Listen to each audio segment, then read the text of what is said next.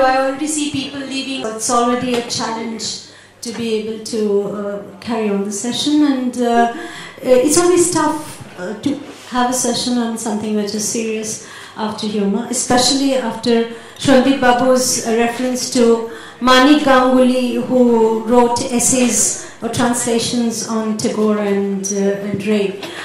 So hopefully this discussion of Ray, not Ray, but Rabindranath Tagore and his institution is not going to be another of those things which bring on constipation or lack thereof. Yes, thank you. Thank you. Emma? No, I believe. Is it working? Yes. So, right, thank you so much. Yes, that was a question that was on my mind too. So, you need to hold the mic like this. So after stand-up comedians, I love this, to talk to my moderator like this. Yes. Fantastic. So, right, without wasting much time, I would just want to begin by again referring to the same anecdote or the same imaginary Bengali middle-class man writing a foreword to Rabindranath Tagore's collection of stories or songs.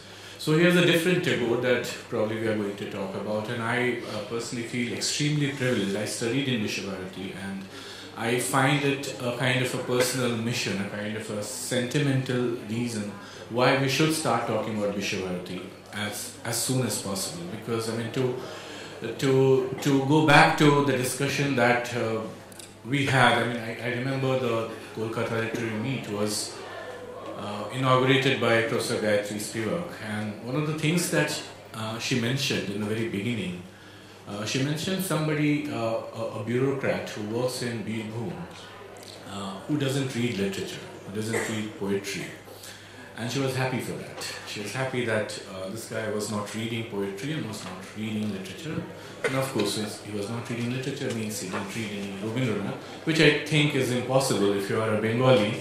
It is impossible, even if you don't want to read Rabindranath, you must have read some Rabindranath. So, but the idea that I find very intriguing here is that we are talking about Rabindranath in a literary meet, but we are not talking about Rabindranath the writer.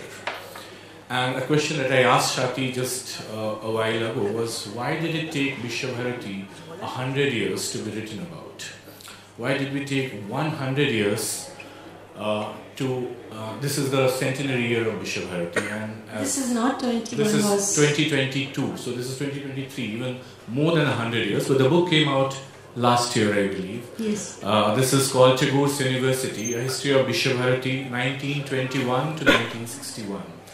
And an answer that immediately, that's like a kind of intuitive answer that we get, is that people are overshadowed by Tagore the writer. And the poet Tagore is himself responsible for projecting the poet Tagore. On the other hand, it is the same Rabindranath who mentions that Visva Bharati is his life's best treasure. So I was surprised that it has taken us 100 years. So what I will do today, I will try to minimize my interventions in this conversation, although I have already made a few remarks. Yes. But I would like to know from you why, because as researchers, as scholars, we all do something called a literature survey. So what is it about this whole reception of Rabindranath that the university that he founded took so long for us to be recognized? And if you have read the book, I believe there are people in the audience who have read the book, you will discover that Visva Bharati is not just another university. The 40 years that this book talks about,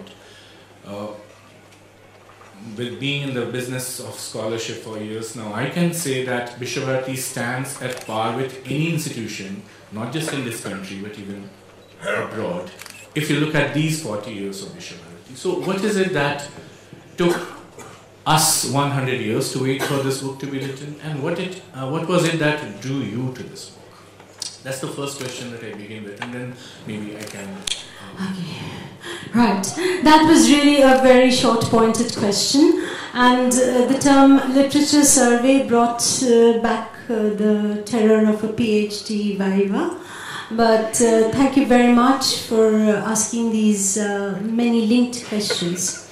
Okay, a little corrigendum that's there have been essays on Visva Bharati, on certain aspects of Visva Bharati, but I would say that a full-length account connecting all aspects of Visva Bharati was yet to be written. For example, you had books on rural reconstruction, very good books on rural reconstruction actually, and historians writing primarily about the school. That is the Brahmacharya initially, later called Pathabhavan. I think just as Rabindranath the poet overshadows almost all other aspects also of Rabindranath the writer, the essayist, the public intellectual, in a similar way, the ashram school has also in some ways overshadowed Visva Bharati with statements like there was a school and the university grew after that.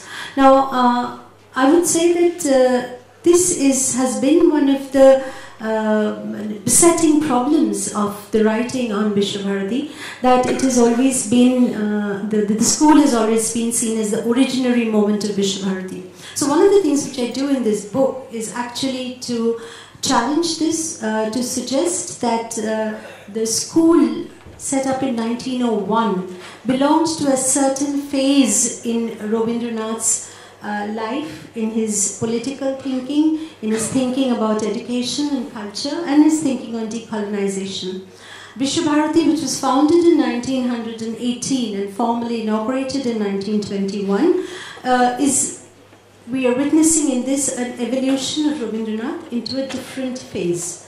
So I would regard the first phase as Rabindranath's Swadeshi Samaj phase, primarily, and the ashram school, as many of you know, it's called Brahmacharya and is modeled on the idea of the Tapobon, Tapovana, as we say now, which is a forest hermitage where the teachers and pupils, gurus and shishyas live in very close contact, and they live in a place which is outside of the city, so in proximity with nature. And it follows a kind of learning which is not restricted just to text studying, not just to rote learning. It is definitely not rote learning, but it's learning also from the world in which it is located. It is also a kind of pedagogy that Rabindranath is evolving in the ashram school, which goes back more in more obvious ways to a certain tradition. Visva Bharati, on the other hand, written squarely within what I would say the First World War and the effects of the war itself, is an attempt to reach out to the world and bring the world, as it were, to India. That is the name Visva Bharati. No, I'm just coming to it. If you give me a minute. Yeah. So Visva Bharati means a center for world learning, literally. But Bharati, as Brajendranath Sheel said in the very important convocation, in the inauguration lecture, Bharati also means Bharat. So bringing the world and India together, bringing world's learning and the learning in India together. So it's a coming together of many things which is happening in the idea of Visva Bharati. And most importantly, Rabindranath is thinking in terms also of a community which is interfaith, interrace, and which is going to work together also towards world peace. This is also the moment of pacifist movements across the world.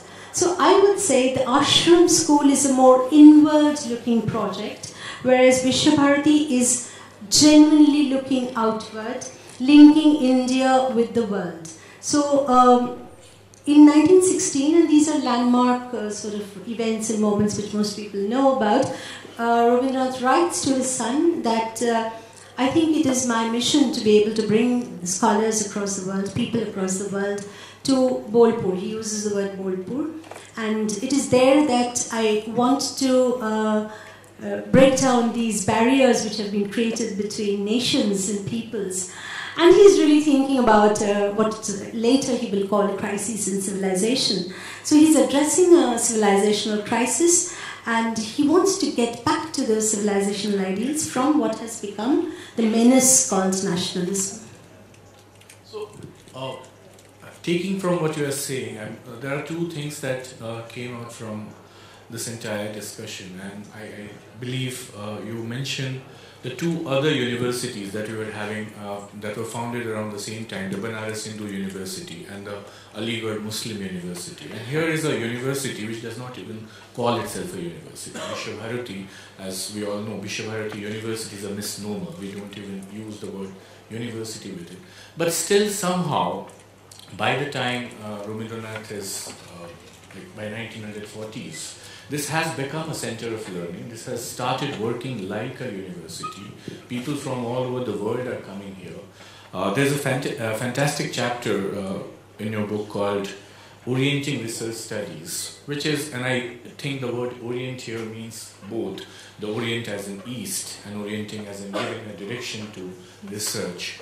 Post Edward Said, the word Orientalism has taken a lot of negative connotations, and we have always believed that the East has not been able to represent itself. That is what the West has been doing on behalf of the East. That's the Saidian framework.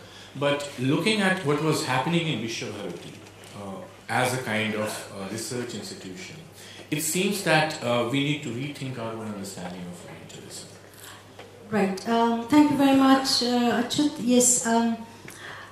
It's interesting that Rabindranath is thinking about Visva Bharati primarily as a research center.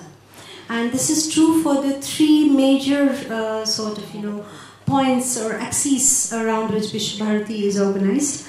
There are several things that I actually want to say about this. Number one, Visva Bharati was not set up as a university, but set up as a society. It was registered as a society. So the standard understanding of what university can and possess, or the way in which it functions, does not exist for Visva Bharati. Increasingly, of course, Visva Bharati has become a university in the standard sense. It started becoming, it had a college, it had an undergraduate college in teaching by 1923. But Rabindranath's initial ideal was to think about it as a research center.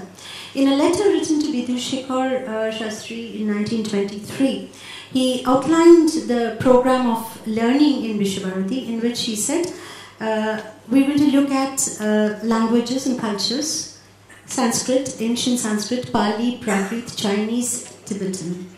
Now, and also European languages, so German, French, Italian, and of course English.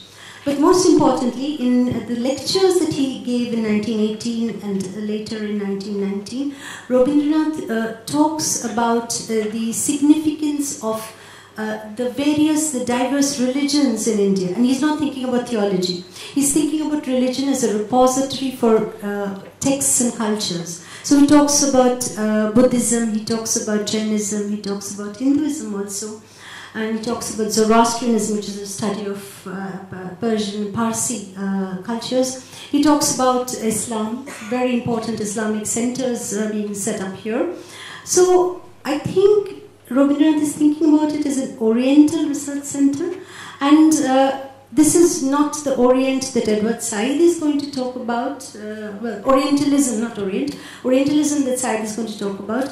Rabindranath's program is really to challenge the hierarchy of the West over the East, over epistemology of the West, which is completely controlled what is happening about the East. So he invites European scholars to come and work with Indian scholars here in Shantiniketan in Pune. So Silva Levy, Maurice Wintonitz, Sten Kono, you can just name between 21 to 28, Tucci and Formiki and Tucci, two major Oriental scholars who were funded by Mussolini.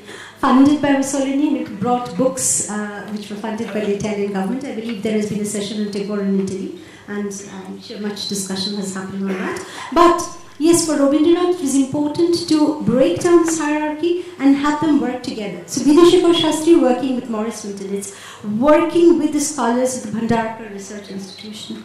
I think that is a very important project. And I find it quite amazing that, and this can only happen because he has been hailed as a world poet. after the Nobel. So 1913 is in a sense a very important point, a landmark moment in Rabindranath's life.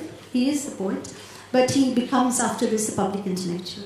So I just want to add one... Can I finish my sentence, please? Okay. Right, so he's a public intellectual who is invited across Europe and Asia to talk about not mystical poetry, mind you, but on matters which are of significance to the world then. So nationalism lectures happening in Japan and America, lectures which he gives in China, lectures which he gives across Europe, and people gather there to see him. I think Rabindranath's physical presence is also very, very important. It's amazing to think of people actually coming and saying, young girl coming. Actually, Darwin's I think granddaughter Frances, I think, said that if we've had an image of God in our minds, this is the man, robed with his flowing beard and his lovely singing voice. Rabindranath seemed to many like the Jewish rabbi or like the benevolent God, not of the Old Testament but of the New Testament. Yes. So there is much in Rabindranath's physical presence which draws people like C.F. Andrews or Pearson to Shantiniketan. The Christian missionaries, they come here and settle. They come and settle in Shantiniketan. Andrews is, of course, you can give a person you can give an entire chapter to, and he's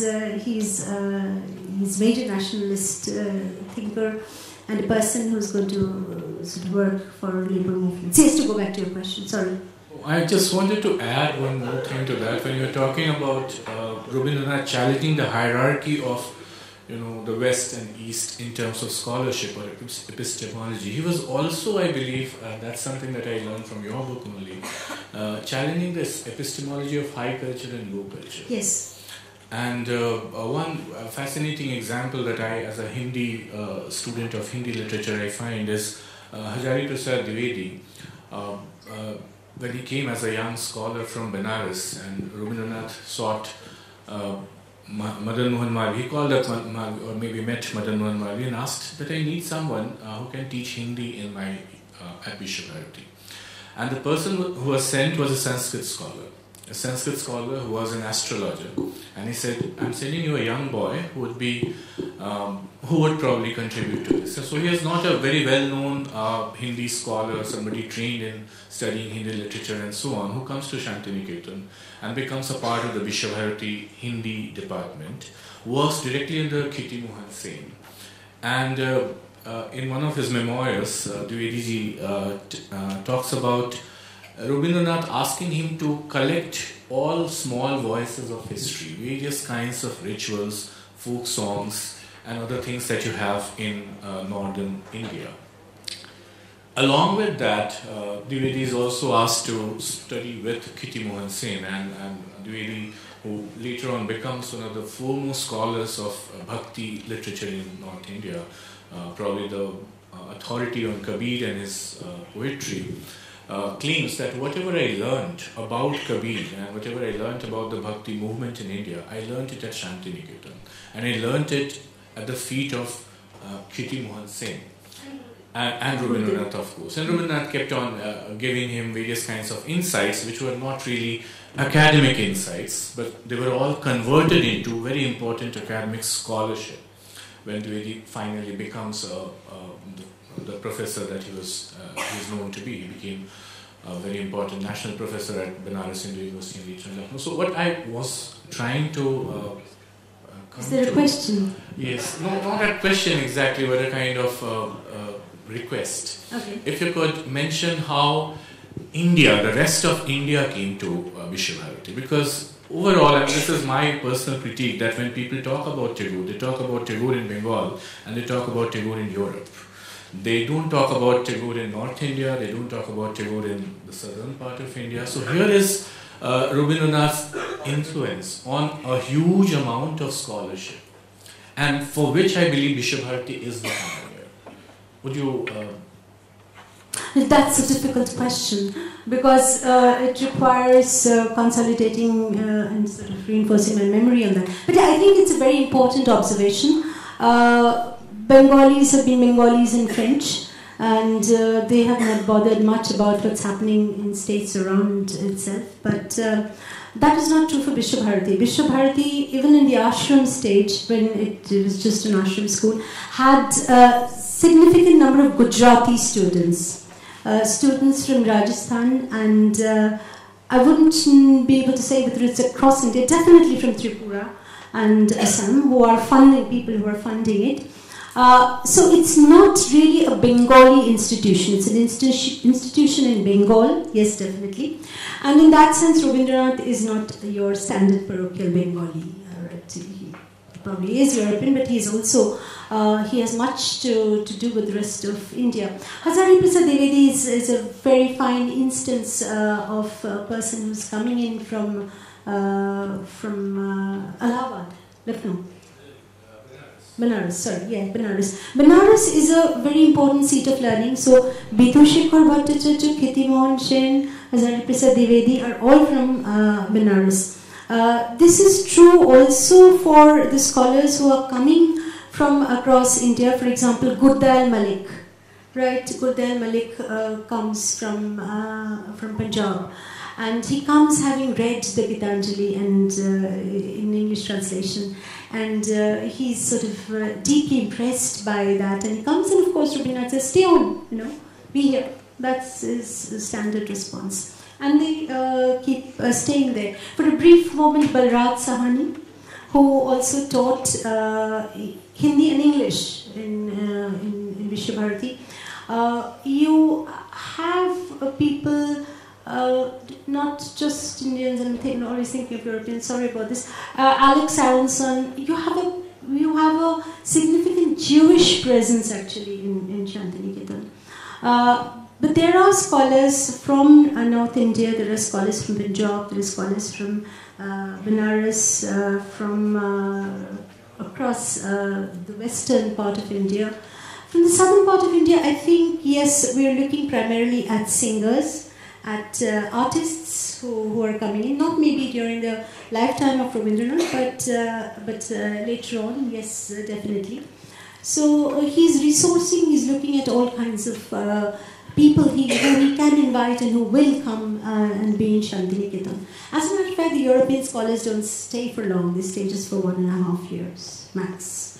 Coming to speak of Rabindranath, but one major, I would say, contribution of your book is to talk about other people than Rabindranath, because it's usually when we turn an institution as a synonym of a person, we forget that there are other people also involved in the making of this institution. Anybody who runs an organization knows this. So what is very interesting about Visva Bharati is that there was a constellation of extremely talented, extremely dedicated people who worked around Rabindranath, and all of them had their own understanding of what Rabindranath really wanted. Some of them just implemented what they thought was Rabindranath's vision. Some of them invented their own ideas, some of them supplemented Rabindranath's ideas. So the three men who I find extremely important in the entire course are Vidhu Shekhar, Khiti Mohan, and Rabindranath himself. And there was this poignant chapter. That you showed here. Okay. It is important, I think, to recognize also the different kinds of people who are coming. First, of course, if you're thinking about an institution, you want to give shape to it, you need men who are going to, women, hopefully also, but not then immediately, but men who are going to give shape to that institution. So primarily Rabindranath, his son, Prashanta Chandra Mohanlal, known primarily as a great statistician, the person who set up the ISI, but Cambridge Tripos, who had studied physics. The family, Rabindranath knew the family for a very long time. So he invited Prashanta Chandra to be part of also the administration of Visva Bharati. So the great memorandum of association which we have, which is one of the finest documents about the the need to study the mind of man, and here man, of course, one hopefully means both man and woman. The study of the mind of man, the study of the East and the study of West, was framed by Rabindranath, Prashant Chandra Mahalanabish, Surendranath Tagore, another person who's been a person very close to Rabindranath. So I would say that yes, there is a division of labor. There is Rabindranath, Prashant Chandra Mahalanabish, Apurva Chandra, who are also later other people who are coming in to take charge of the running of the institution. And then there are people like Bidhushekar Shastri, Keti Mohan Sen, Nandalal Bose. The Kala Bhavan is given is entirely Nandalal's sort of work, really. And Shongit Bhavan, which Rabindranath never really lets go of. He's really the center of Shongit Bhavan. He's the Shongit Guru of everyone, but very important names in his own lifetime: Sholita Ranjan, Shantidev Ghosh, and also very young women who grew up to be stalwarts. So Konika Mohor, Shuchitra comes later, Nilima Shen.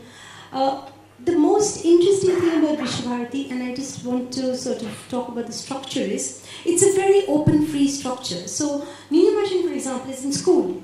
When she actually becomes, she starts training in Shongit Bhavan. And so she's training with people who are maybe 5 years, 6 years senior to her. So this kind of flexibility in terms of learning, in terms of assessing the capability of the student and allowing the student to be in what would be the best sort of condition, a learner-oriented institution, hadn't been before. Oh, before you ask the next question, very quickly, it's always tough. So, for example, Binod Bihari, in his memoir, talks, Binod Bihari lost his vision, but the time when he was in Visva Bharati, when he moved from Patha Bhavan to Visva Bharati, he was already almost blind in one eye. He had one good eye.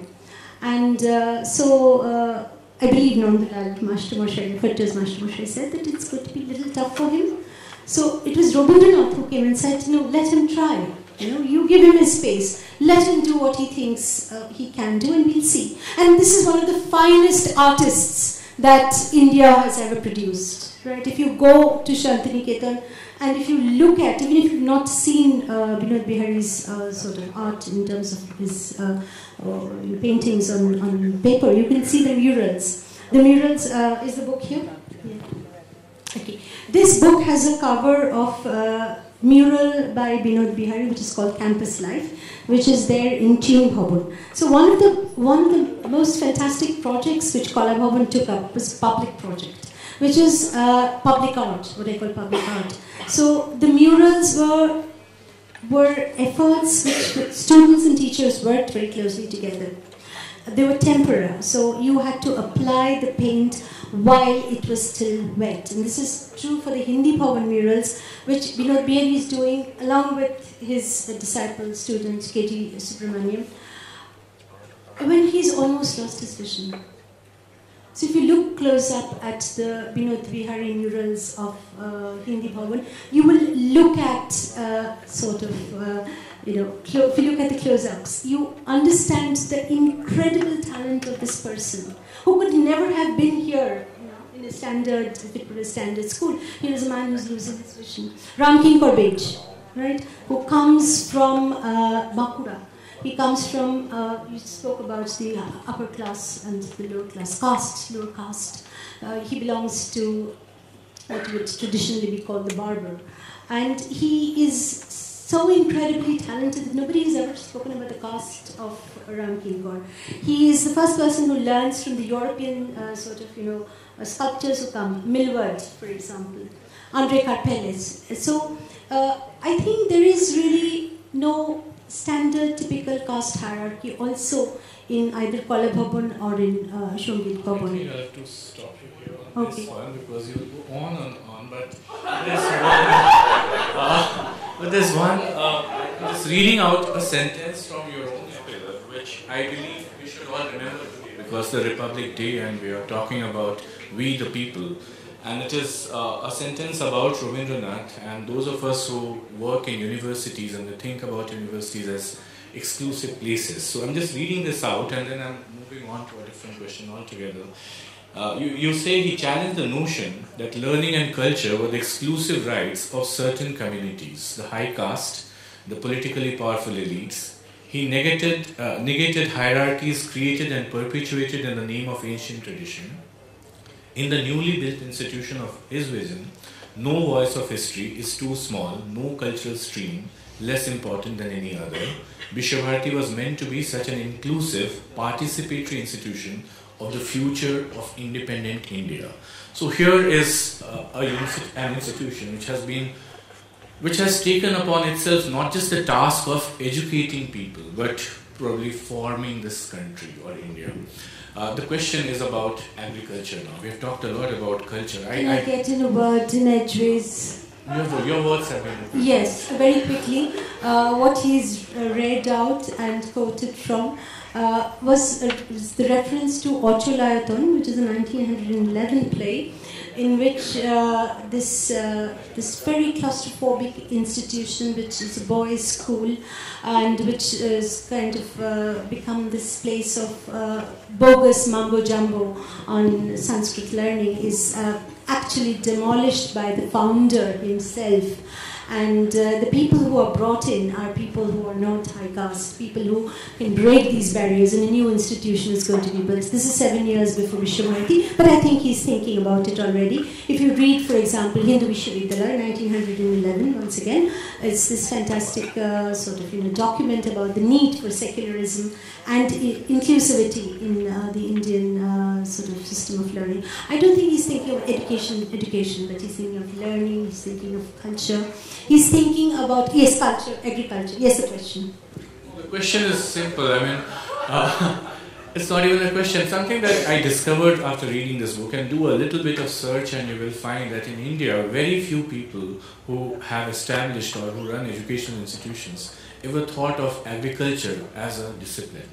That agriculture should be taught, agriculture is the central aspect of Indian economy, and in India even now we don't have many agriculture universities, we don't have many agriculture departments. And here is a man thinking, I believe, as early as, even at the moment of conceptualizing Visva Bharati, he thinks that agriculture has to be a very important part of this institution. So I just wanted you to comment on this, and also because Visva Bharati is usually thought of only as a place, as something located in Shantiniketan. Maybe think of, tell us a little more about Sriniketan. Right. Okay. So yes, that's, I think, very important. Visva Bharati has two campuses. The Shantiniketan campus, which has the ashram school, Kala Bhavan, the centers for culture and language, and Sriniketan, which is located in the district, in the village of what used to be called Shurul, which later becomes Sriniketan. Sriniketan meaning the land or the abode of Sri, which traditionally means Lokhi, but also the land of plenty. Yes, Rabindranath, I think, started thinking about the need for agriculture from a much earlier time, when he was sent on by his father, Debendranath, to the zamindari, which is in what we now call, which is now Bangladesh, but then eastern part of Bengal. So Kaligram, Potishar, Shajatpur, and also other parts of Orissa. So if you've read Chinnapatra, which are the letters that he's writing to his niece, they're fantastic, evocative, descriptive, fantastic lyrical moments of his experience. But he's also experiencing the poverty of the peasants. He's looking at the fact that peasants in India have always been under the thrall of Mahajan, that is the money lenders. So he starts thinking about it. In 1902, he sends his son, 1902 or 1906, 1902, messed up with the dates. Anyway, so Rothindranath, Shantosh Majumdar and Nagendranath Ganguly to study agriculture in America. So the idea of modern sciences, which is going to come back and feed what sort of exists as a traditional occupation in India and as a backbone of economy. In 1913, when he gets the Nobel Prize, which is a lot of money in those days, he does not give it to his school. Contrary to the popular understanding, he actually sets up agricultural banks. in Kaligram, Shadatpur, Potishar, and this is something that you would find in Prashantupal. And it is very interesting when they start losing. Okay, so what is the point? The point is that money is going to go in so that the peasants can borrow from these banks at a low rate of interest. And it is the interest which the banks provide which is going to go into the school. So Rabindranath is putting his peasants before his pupils, and I think that is one of the things that we often tend to forget when we talk of him as this elite landlord. He is an elite landlord, but he's thinking about a lot of things. So Sriniketan actually happens when he brings Leonard Elmhurst to Shantiniketan. I think Leonard Elmhurst, who I haven't spoken about, is one of those people who devotes his lifetime, I think, to the making or coming true of Rabindranath's dreams. And it is interesting that Rabindranath does not begin the rural reconstruction project fully. Though Shantash Chandra is here and Rabindranath is also here in Sriniketan, in Shirul, before Elmhurst, because Elmhurst is also trained from Cornell in agriculture. And they're looking at crop production, they're looking at weaving, they're looking at housing, and they're looking at eradication of malaria. I see my friend, Dr. Friend here. And one of the first things that Rabindranath is thinking about is the need for a cooperative, health cooperative. Kali Mohan Ghosh is central to the Sriniketan project also.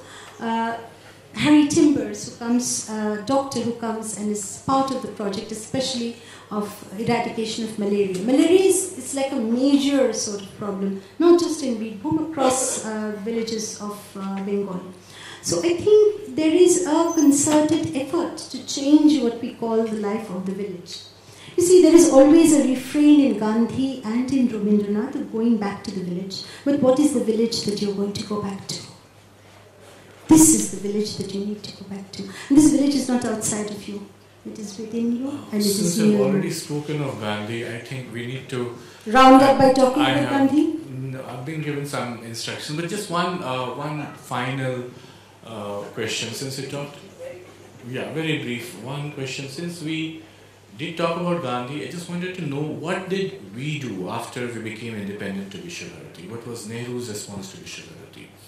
And how did this entire thing of turning Visva Bharati into a central institution, central university, affect the idea that it began with?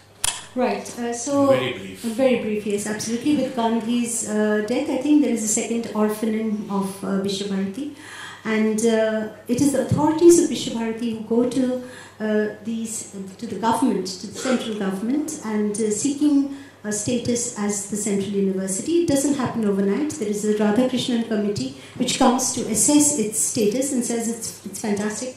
It's definitely in the status of what we understand as universities. There's a lot of to and fro, and then there is a Visva Bharati bill which is placed in the parliament, and then it becomes the act. It is with this act that Visva Bharati becomes a central university. There's a lot of trepidation. C.D. Deshmukh, I have to mention C.D. Deshmukh, who says that if you turn it into a university, there will always be degree walas who are coming here, people coming here for money. And the central idea, or the idea of Rabindranath Gurudev, is going to be lost. Fortunately, between 51 and 61, it's still not lost, primarily because of Nehru. Very brief. Thank you. So, questions from the audience. I can...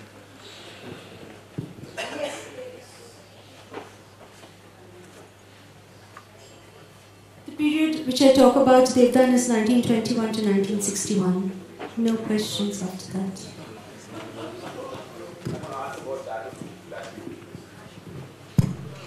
Hi, one second. Hi, Chetan sir. Hello, Shati.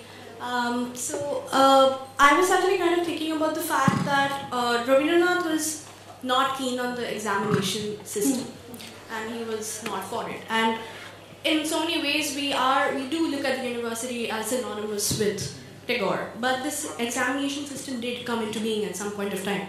I was kind of curious to know just how that happened, because if someone who is so synonymous with the university is not for something and that ultimately took shape, just what was the process around it and if there was conflict at all? Okay, these are Rabindranath's collaborators who are largely responsible for this. Prashant Chandra Mahalanavi, Shapurva Chandra and others who believe that no one's going to come to this university unless you have an examination and you have a degree given.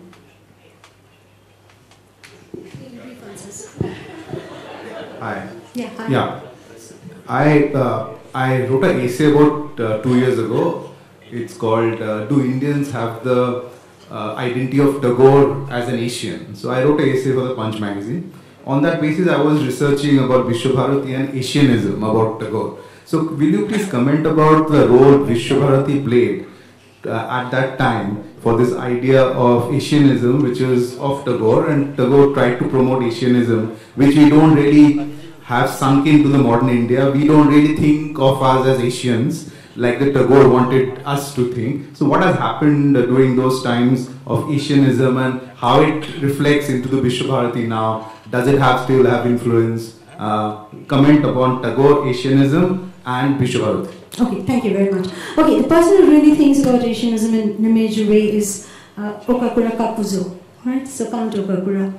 Rabindranath begins writing about the East. He's been thinking about the East in a major way. He's thinking about China, and China is the major sort of center of Eastern learning for him, because also it's linked to Buddhism. So Buddhism has traveled from India to China, but he also travels in what we call Southeast Asia. So Bali, Java, Sumatra, Indonesia, and he brings back also what is their culture in terms of dancing, music, and also this is the project of Greater India, Kalidashnak and Trinity Chattopadhyay in a major way. So Rabindranath's Asianism is part of what is looking at locating Visva Bharati as part of the cultures of the East, right? So I think this is very briefly what I can say then. It remains a very important project till 1961, till Zhou Enlai comes to Visva Bharati, and there are these scholarships which students are getting to go to China, and that continues incidentally. We have this exchange with China and Visva Bharati. Nehru's, I think, thinking about China is largely influenced by Rabindranath's sort of, Pan-Asianism, his understanding of the significance of Asia not in so much of a political way, but also it's cultural, textual in terms of relations, human relations, I would say. Yes. So, hello, this is Sitara from South. So I was wondering about the bridging of the gap between Tagore and the Southern ideology, especially during the late 19th century and the early 20th century. There were a lot of Dravidian ideologies that came in, especially in the education system. But whenever I hear or get to know about Tagore here, I find a huge gap. Could you throw some light about, was there any connection between Tagore and the South Indian, educationist and philosophers from there? I think this is a very difficult question, and this will require much more thinking than I can do in this 2.5 seconds. But yes, there is always a connect. Rabindranath travelled to Mysore, to Bangalore. There is a constant sort of transaction which is happening, but primarily I don't know about what is happening in terms of what we call understand as education, but definitely in terms of music. Savitri Krishnan is brought back from Mysore, and she sings Rabindra Sangit. Rabindranath is absolutely enamored of her voice. Just not South India, but also Sri Lanka. Sri Lanka in a major way. So Sri Lankan Kandi dance, Sri Lankan music comes into Visva Bharati. But this is a very important question I haven't thought through, so I will not sort of give you a one-line answer to this. Yes. Okay, yeah, this is the last question here. Yes. Yes. Okay. Good afternoon. My name is Ajay Kumar Dasgupta. I am basically a steel technologist. This side is my passion, so I attend here. What I want to say, Visva Bharati, what you told, it is our totally formation, rosy picture. Now Visva Bharati is every day in the newspaper and the TV. Okay. This part, we want to know how it is. And the Sriniketan, I travelled several times. When Rabindranath Tagore considered for agriculture, he considered for textile technology also, similarly. There are small units also. Personally, I visited many times Sriniketan because it is in a shamble condition. Although government grants were there for many years, but the total Sriniketan campus and their small factories, small, what the people can learn, the younger people, these are in very, very shamble condition. And the Visva Bharati news you are seeing every day, now and then. What is the scene? What is the future? This is not a question which is in my pay grade. I will not be able to respond to this. What you see in the newspapers, what you read in the television, what you watch in the television, these are things which you are all intelligent people. You can sort of respond to it. I am not equipped to talk about that. Sriniketan, yes, absolutely. I'm in total agreement with you. Sriniketan definitely had textile project. They brought in the Manipur looms, for example, hand looms for women to work in. There was craft. Rothindranath took a special interest in craft. So all of this existed well into 1961. That's where I stop.